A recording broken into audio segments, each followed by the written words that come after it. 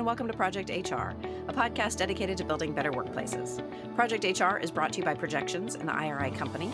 IRI helps organizations navigate workplace challenges, improve employee engagement and productivity, manage labor relations, and implement effective communication strategies to achieve their goals.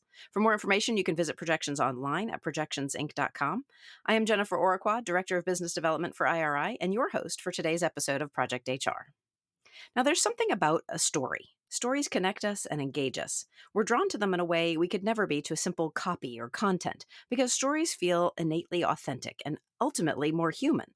And this is the idea behind the concept of brand storytelling, crafting a narrative that connects you with your customers or employees on the basis of shared values. And in recent years, brand storytelling has become more important than ever, as people are increasingly making purchasing decisions based on values, and they're looking to work with companies whose values are more aligned with their own. Our guest today is Gabrielle Dolan. She goes by Ral, and she is a global thought leader on authentic leadership and business storytelling. She's worked with thousands of high-profile leaders from around the world at companies like Telstra, EY, Accenture, Visa, and the Obama Foundation, just to name a few. So she's here to talk with us today about her latest book, Magnetic Stories: Connect with Customers and Engage with Employees with Brand Storytelling. Ral, thanks so much for being here on Project HR. Thanks, Jennifer. I'm really excited to be here. So we touched on this a little bit in the open. Why is brand storytelling so critical right now in this moment?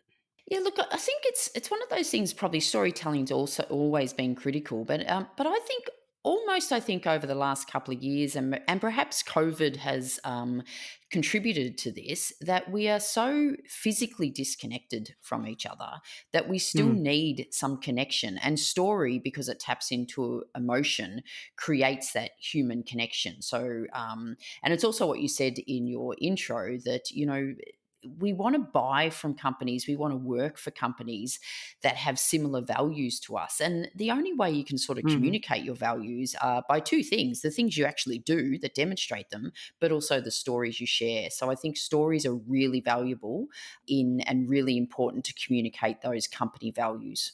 I think it's important to note that the importance of storytelling applies not just to our external audiences, but our internal audiences as well. Like, we're not just talking about customers, we're also talking about our employees and potential employees.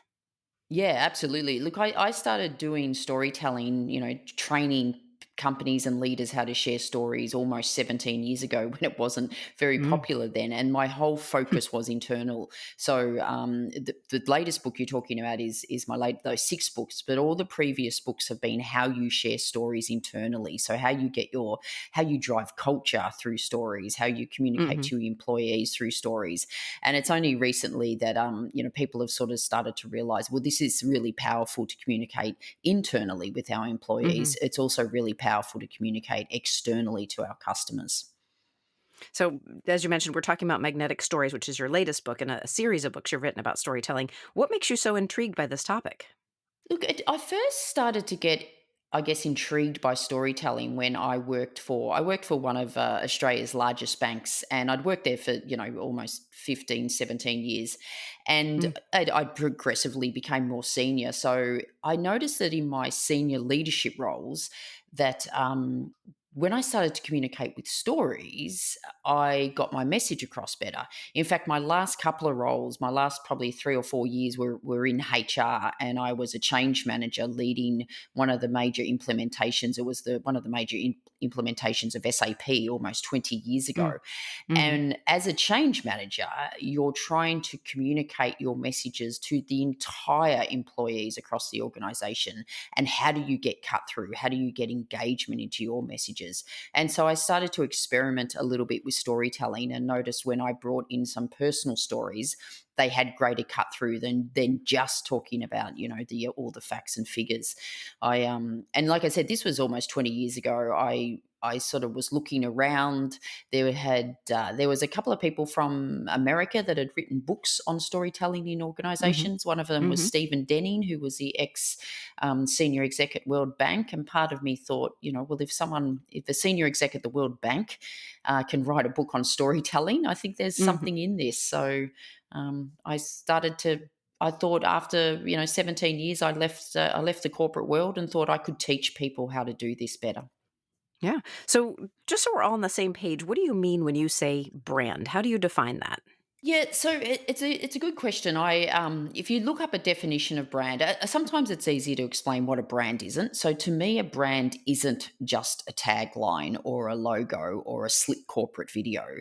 To me, a brand is one of my favorite definitions of brand comes from Jeff Bezos, the CEO of Amazon, and Mm. he said, Mhm. "Your brand is what people say about you when you're not in the room." My Mm. slight tweak on that is that your brand are the stories people share about you when you're not in the room. Because Mm. ultimately, people will tell a story. Like if someone sort of said, "Hey, what's Jennifer like?" I could sort of describe you, but ultimately I will tell a story to explain Mm. that. So Mhm.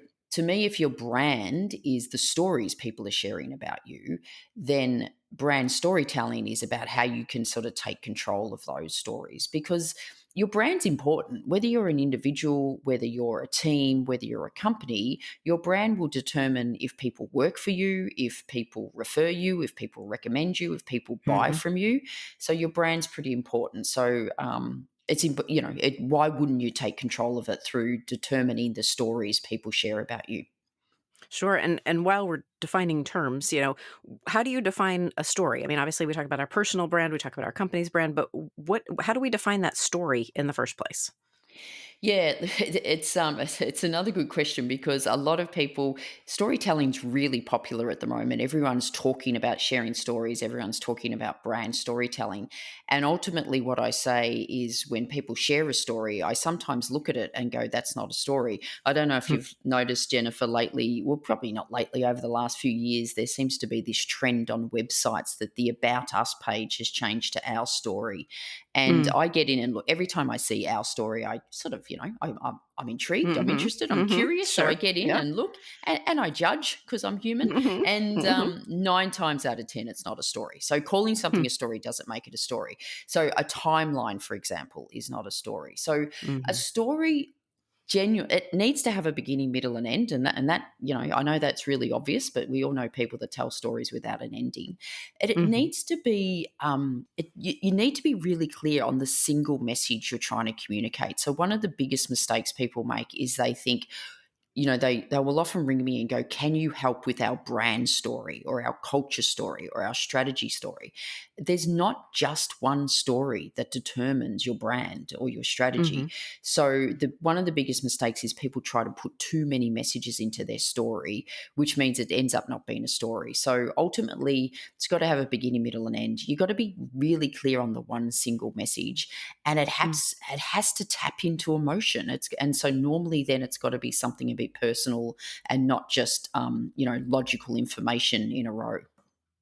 So I want to walk down a little bit of a different path. So taking that concept of brand and of story, how do they differ when you're talking to an internal audience versus an external audience? Um, Sometimes the stories don't differ because I think now with social media, our internal and external audience are blurring. There's a lot of CEOs that will communicate directly on Facebook and LinkedIn to their external audience, so their Mhm. customers, but by default they're communicating to their internal ones as Sure. well. Yeah. I think with an internal audience, so if it's your team, for an example, your stories can be a little bit more personal. So you can share Mm. a personal story to communicate a value. Mhm. And that's predominantly when you're talking internally, the most powerful way to share stories is when you're trying to communicate your company's purpose and values. And I Mm. truly believe that you cannot communicate values without stories. We've probably all been involved in, the values rollout where we all get a mug or a mouse pad and we put the Right. values on a wall and it was like Uh-huh. tick values rollout complete, and then we get really frustrated why no one Right. actually either understands them and connects with them. Would it be useful if I shared an example of what I mean by a Sure. personal story to Absolutely. communicate? Yeah. Yeah. So, look, a lot of the work I do is I pull in, leaders, and these are sometimes from the CEO, the senior leaders down, but, predominantly, the quite few levels of leaders down when we're trying to communicate company values. Um, the specific example I'll give you is I worked with a company, and one of their values was integrity. So I take people through the process of saying, well, what does integrity mean to you? And Jennifer, you'd be really surprised where you're talking with senior leaders, and sometimes they go, "Oh, it means telling the truth." And I go, "What else does it mean?" And they'll go, "Hmm, No, not sure. Really haven't put that much Hmm. thought into it before. So, I mean, Hmm. that's the first thing, helping them understand what it really means to me. So, I took this, worked through this process with the team. One of the senior leaders in the room, her name was Anne, and we went through this process of integrity. And she said, it means telling the truth. It means doing the right thing. It means if you're going to do Hmm. something, do it. But it means doing the right thing all the time, not just when it suits us.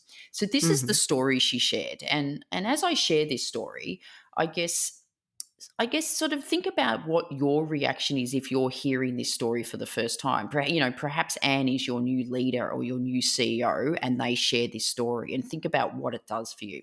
So this Hmm. is the story Anne shared around the value integrity. She said, in the early 60s, my dad was a professional swimmer, and he reached the point in his career where he actually tried out for the national swim squad.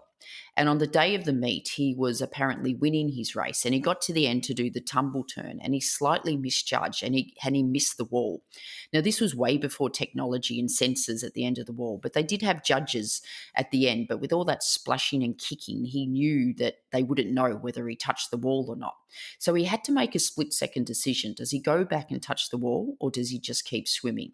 And he decided to go back and touch the wall. And you don't really recover from that. And he didn't. And he never ever made the national swim squad.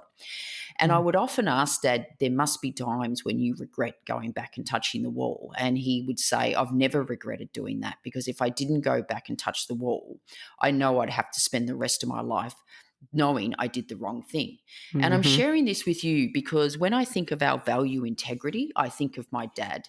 It's only a matter of time before we will come across our own go back and touch the wall moment. And I invite you to consider what my dad would do. Hmm. So, like, what does that story do for you? Like, Hmm. you know, It brings the value home. It makes it real. Here's how it looks in practice, not just in theory. yeah. And that, in the end, when we're trying to get people engaged into our company values, that's what we're trying to do. We're trying to bring it home. We're trying to make it real for them, Hmm. not just words on a wall or words on a paper. And I truly believe that if your leaders aren't sharing personal stories about what those values mean to them, they will remain words on a wall. Mm-hmm. And so clearly that story that's the kind of thing that sticks with you. So what really makes a story magnetic? Yeah, so the reason that what makes a story magnetic like this story is that when the person's sharing it, it helps you visualize it, and you tap into emotion, which therefore you connect it. So Hmm. when it taps into emotion, we connect with it and we engage with it. A really good story. So when sharing that story, it will help you understand the message. So now we sort of understand what integrity means, was certainly to her, and what she expects of Hmm. us, and we'll remember it because it's tapped into emotion. We actually remember the story. Hmm. And if we had to, I mean, I would put it to you, Jennifer, if you had to, you could retell that story without For sure. losing Yeah. its meaning. You wouldn't Yeah. have to do it word for word at all, but you could retell it. And ultimately, as leaders, when we're trying to communicate our messages, and whether they're messages around the company values or the strategy or the culture, or just any message like innovation or diversity and inclusion, ultimately, we're trying to get people to understand it, really understand it, and Hmm. remember it and connect with it. And that's, if we communicate it through a story, that's what a story will do. It will help people connect with it, engage with it, and remember it. I love that. And I probably will tell the story again. So, all right, Rob. And ultimately on that, Jennifer, when you're trying to, if you remember it and you connect it, engage with it, that's influencing behavior, which is actually what we're trying to do with our company values. Hmm. Absolutely. All right, we're going to take a quick sponsorship break right now. But when we return, I want to talk about the 5 types of stories that can help your business connect with customers and engage employees. So stay with us.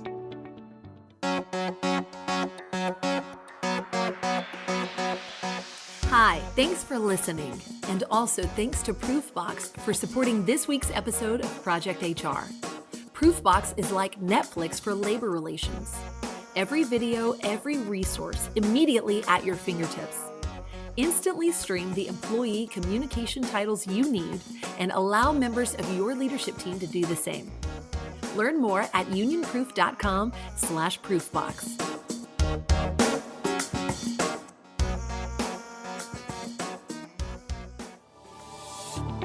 And we're back with Gabrielle Dolan, author of Magnetic Stories: Connect with Customers and Engage with Employees with Brand Storytelling. So, Val, before the break, we promised to discuss the 5 types of stories that businesses can use to connect and engage. And these are all, of course, highlighted in the book, but can you share those with us? Yeah, I can. So the first is, why don't I start with the first one? And that's a culture story. And the culture stories are literally, there's two types of this. One is the leaders sharing personal stories of what the values mean to them. And the story I just shared about Go Back and Touch the Wall previously is a great example of a culture story. Hmm. It's also stories about our employees living the values. So if one of your values is integrity, doing the right thing, finding those examples of employees actually living them. If one of your values is around exceptional customer service, find stories of your employees living and breathing exceptional customer Hmm. service. So that's culture. One is the other one is the creation. They all start with C, by the way, because I like a Okay, good palette. good. Yep. The other one is creation story. Now, this is ultimately how the company started, so often referred to as the founder story or the origin story. But it's Mm. also about how the product, perhaps how a product or service started. So I think that's really important. And often companies stop telling their creation story of how they started, and ultimately how the company started is the why. Why are we doing what are we doing? So we've got culture story, we've got creation stories. Then we've got community stories. So, what are you doing? Either what's your company doing in the community? Now, this goes beyond Mhm. your typical corporate responsibility stuff, but perhaps your employees are doing really great things in the community, and how could you highlight them? So, making them good citizens. So, community. We've also got customer stories. So, again, sharing stories about your customers, but again, making them the hero of the Mhm. story, not just doing customer testimonials. In the book, one of the great things I loved writing this book is I got to interview so many companies from around the world doing really cool things with stories. And one of them was the Columbia restaurants in Florida. It's one of the oldest restaurants in Florida. Hmm. And I'm going to share a really great example of a customer story. So, Valentine's Day, they posted on their social media about a couple that had celebrated their wedding anniversary at the Columbia restaurants for the last 72 years. I kid you not. On their Wow. first wedding anniversary, they came to Columbia Restaurant. And on their second wedding anniversary, they came back and coincidentally got the same table. For the next 70 years, Columbia restaurants reserved that table for them, and they came and had Mhm. their wedding anniversary. So they put that on social media to celebrate love, but it's not about them. But sort of by default, you're sort of going, wow, that must be a really special restaurant that has done Mhm. this for them and that they keep coming back. So that's what I mean by a customer story. Make the customer the hero, and sort of by default, it will paint your company in a good light. Mhm. And then the final type of story is the challenge story. So how have you responded to challenges? How has the company responded to challenges? How has your employees responded to challenges and what they've done? And normally, when we respond to challenges, we do so based on our values, so they can sort of cross over to those culture stories. So when I was writing the book, I didn't have any number of stories in mind. There was always a chapter saying the X number of stories companies Mm. need. And Mhm. from all the research I did and all the stories I heard, they sort of fell into those five Mm. categories. And my message is that don't get too hung up on whether this is a culture story or a challenge story or a customer story, because they could be all three. Mm. My point is, just try to look for them all. Just try to look for all these different varieties of stories and find ways to share them. Hmm. Interesting. So, I was going to ask, which story is best for your company, but it sounds like it could be any number of them, or they could all be used at different times. And your best story might combine several elements. Is that true? Yeah, absolutely, absolutely. And the reason I sort of wanted to do five, because a lot of people just stop with the creation story. They stop about, the story, why the company started. But, Mm. things like culture stories should be shared, extensively in induction programs, for example, or values Mm. rollout. But yeah, there Mhm. can be there can be stories that cross all the different sort of types. Mhm. Just find them and put them out there. Yeah. So a critical part of telling a story is, of course, like knowing your own brand. And for some of us, that can be a challenge. So what can companies do to better discover, what their brand is? Yeah, look, I sort of find a lot of companies are relatively good with this. And when I talk about the brand, and I come from a different perspective. I come from very much a leadership perspective as opposed to a marketing perspective. But Mm, so I find companies are really good at saying, and to me, a brand is their culture. Like, what is their culture? What is their purpose? What is their, mission, vision, hmm behaviors they expect? And so, what I find is a lot of companies are really good at getting that down, almost like their, culture on a page where they'll go, this is our purpose. These are our 4 values. These are our 5 priorities. These are our hmm 11 behaviors. And they'll be all called different, words. Every company will call them different words, but ultimately hmm they're saying this is how we want to behave, this is how we want to lead, this is what we want to be known for. And so hmm once it comes down to this is what we want to be known for, this is your brand. So what I find what companies struggle with, that they have this beautifully articulated purpose and values that they spend months and months and months wordsmithing, and then go, how do we communicate them? And like I hmm said, that's normally the best time for me to come into a company to say, okay, we've got all this. How do we now hmm communicate our strategy and our values and our purpose in a way that our employees actually understand, connect, and engage with? And you've got to do that through stories. Yeah. So how do you find those stories to share? Is it a collective effort? Is it something that should come from leadership? How do you find those stories? Yeah, look, normally I think one of the critical processes to find the stories is to actually educate employees and leaders on the power of story. Now, I know I might be a little bit biased here, Jennifer, because that is what I do, but I've seen it happen all the time. You can't just go, let's just go find these stories. Leaders hmm need to know, first of all, the power of stories, and they also need to learn how to share them well. I think, on one hand, we're humans, we share stories all the time, but there's a really, really big difference between sharing stories with our friends over dinner and sharing stories, at work in a professional environment. And you've got to teach your hmm people to do that. And if you don't teach them how to do it, you're setting them up for failure as opposed to setting them up for success. And what hmm I've seen as part of that education process, once they've seen the power of it, they start to spot stories. So we collectively start to go, okay, so we need stories around integrity. So you need your own personal stories, but you need to be looking for stories for your employees, living and breathing that. You might want to be known for innovation. So as leaders, they need to have a personal story to talk about what innovation means to them, but they need to then start collectively finding them. So companies do a whole lot of things. You can go in really strategically and do what I call story harvesting sessions. So, how you find those stories. hmm You don't want to just say, so let's go out and find stories. Find a story on innovation, because people will go, oh, don't really know. You got to really ask specific questions, targeted questions.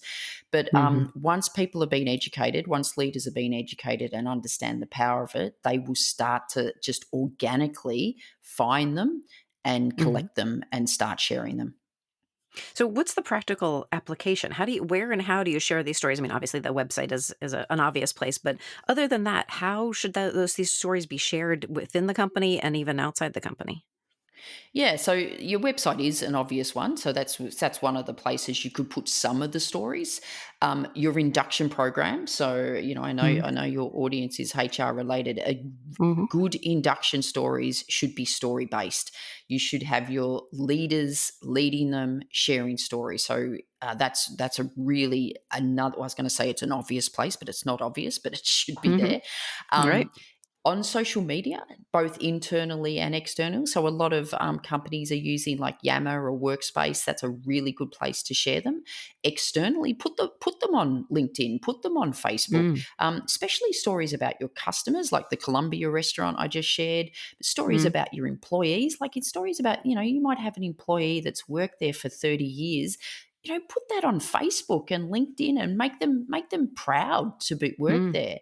Newsletters, internal newsletters, really good, annual reports, like annual reports that even go to your stakeholders and shareholders. That's a really good place to share stories. But just in our day to day, like in your team meetings, in presentations, if you're being interviewed by your company, find, when you're speaking with clients and potential clients, find ways to share these stories, because every time you share stories like this, it actually strengthens the relationship, both to the Hmm. person sharing the story, but to the company. So it's almost like wherever you are currently communicating, think about, it's almost that question, could I use a story as well to Hmm. enhance the message? So you just referenced the impact this has on the storyteller. So, what is the role of the storyteller? How important is it for the storyteller to be skilled in the delivery of it? How do we help them get there? Yeah, look, I think it's really important. And again, Jennifer, like I said, I might be biased, but I've seen companies implement story, or say to their leaders, okay, we need to start sharing stories and we need to be better at sharing stories, and then don't educate them. And then what happens Mm. is they end up just making all these terrible mistakes, which really impacts the how they get their story across.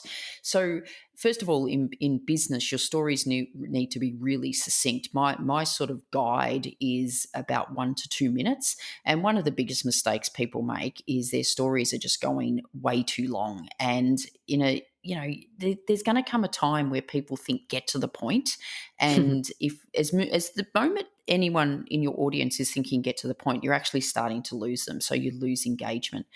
It's also spoke about before, they try to put too many messages into their story. So again, that's the reason it's going too long. So there's a whole lot Hmm. of there's a whole lot of unlearning and learning people need to do when it comes to storytelling more effectively in business. I'll give you a really simple one.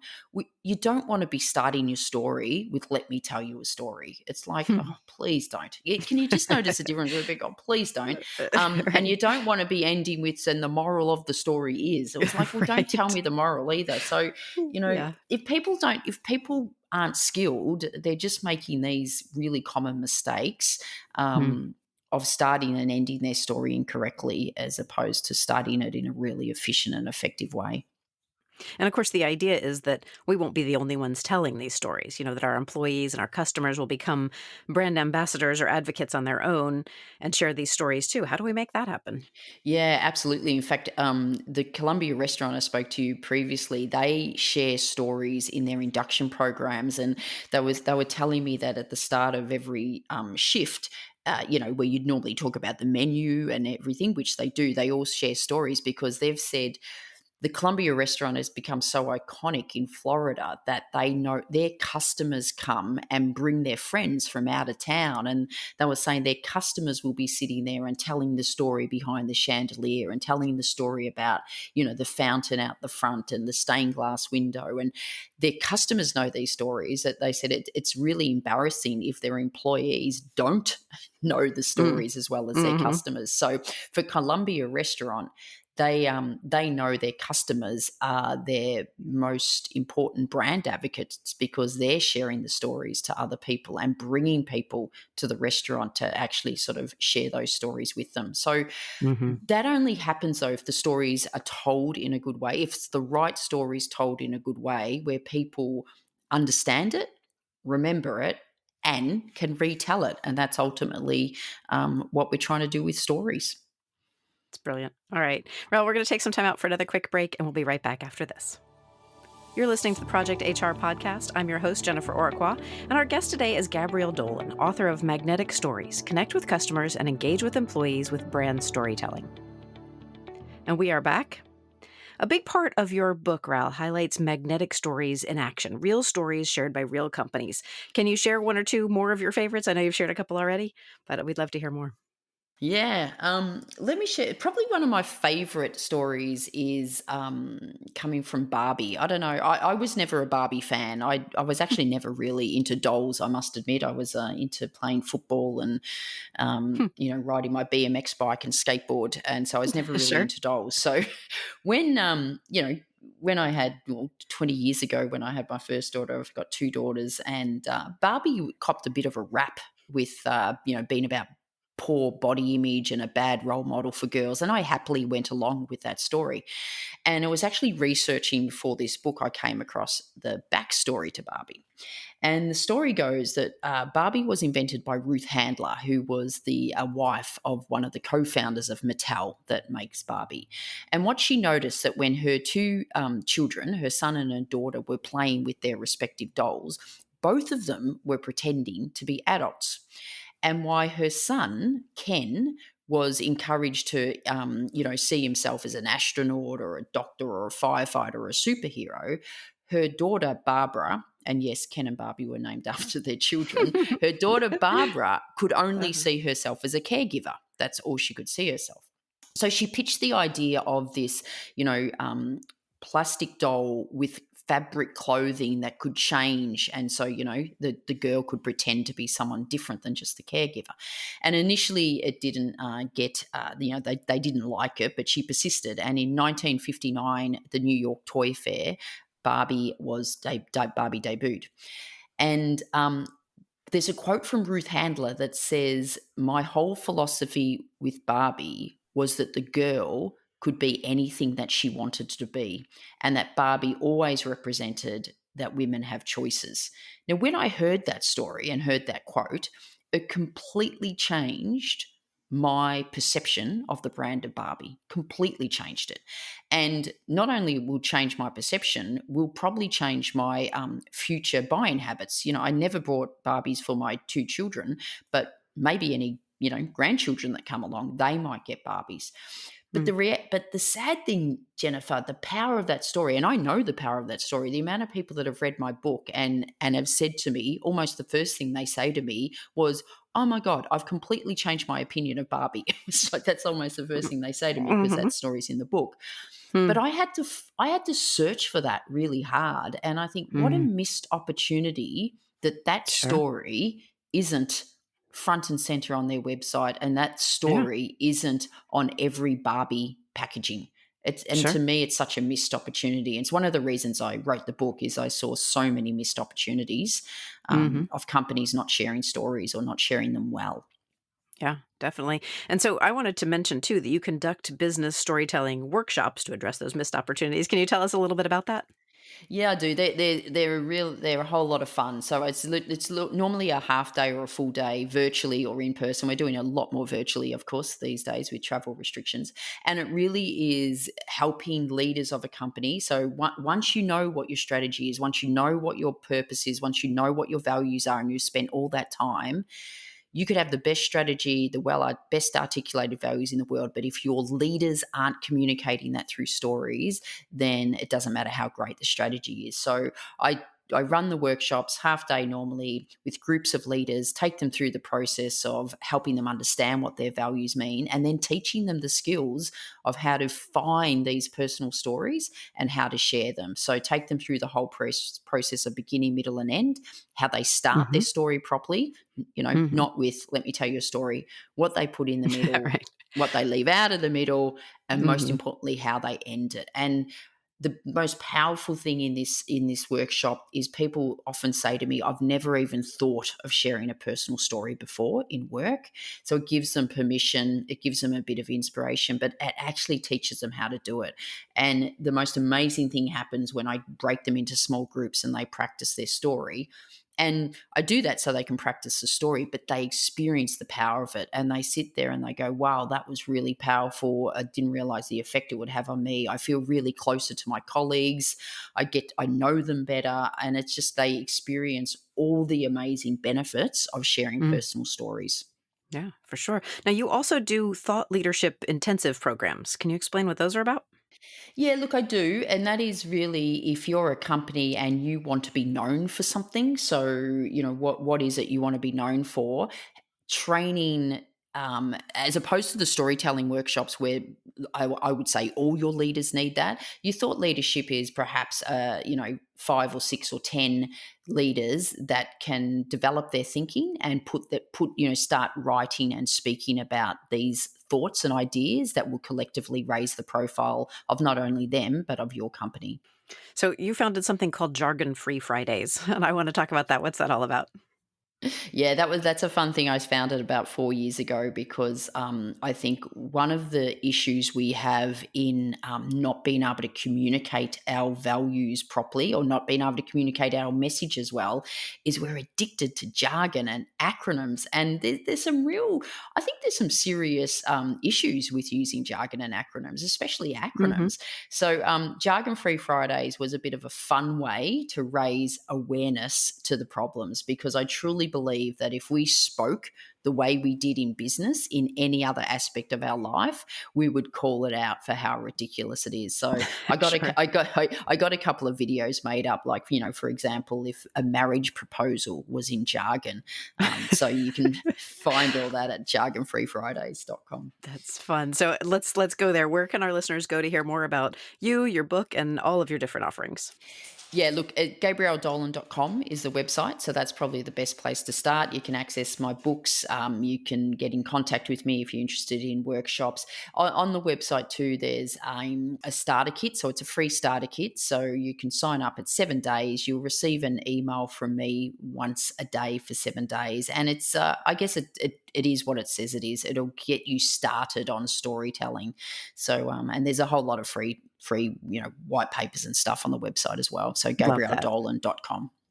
Okay, perfect. And I want to let our listeners know that links to Raoul's website as well as her book, Magnetic Stories, will be included in this episode's companion guide. So be sure to unlock that today at projectionsinc.com/podcast. Right now, though, Raoul, it is time for our lightning round questions. And these are questions we ask of every guest on the podcast. Are you ready? I'm ready. All right. So our first question is a topic showdown. In this episode, we've been talking about the power of a great story.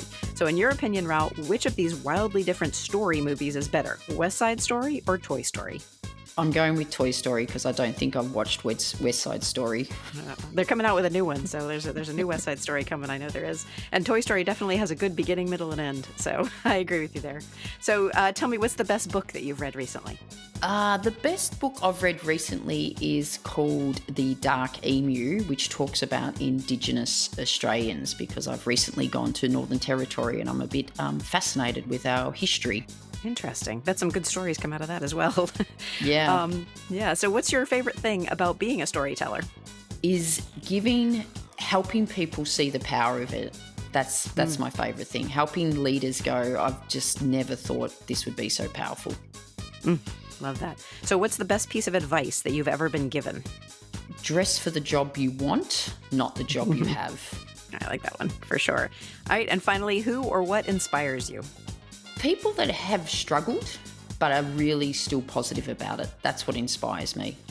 I like that. All right. Thanks so much for joining me today on this week's episode of Project HR. Thanks, Jennifer. I really enjoyed it. And thanks too to our listeners. And once again, this is your reminder to grab the companion for this episode at projectionsinc.com/podcast. If you'd like to be on Project HR or know someone who would, feel free to email us at projecthr@projectionsinc.com. And last but certainly not least, to make sure you never miss an episode of Project HR, we hope you'll subscribe to the podcast. Drop us a line, leave us a review, or give us a handful of stars wherever you get your content. That's it from me for now. Let's make it a great day at work.